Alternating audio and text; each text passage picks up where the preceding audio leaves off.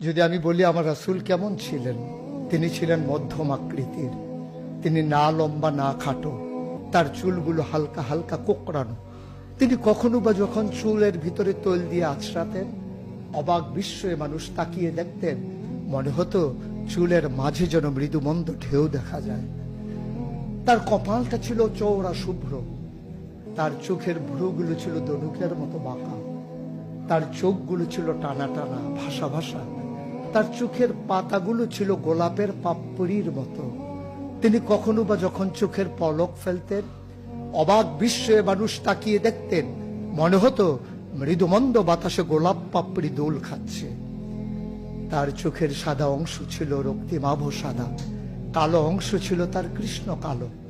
তার ঠোঁটগুলো ছিল গোলাপি রঙের, তার নাকটা ছিল খাড়া, ছিদ্রগুলো ছিল ছোট ছোট, নাকের নিচে ঠোঁটের উপরে ছিল চিকন সরু গোঁফ।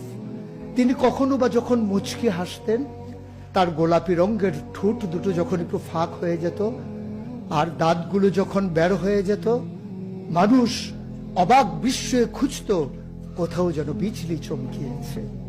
সুতরাং যার কোনো তুলনা হয় না, তুলনা মেলা ভার।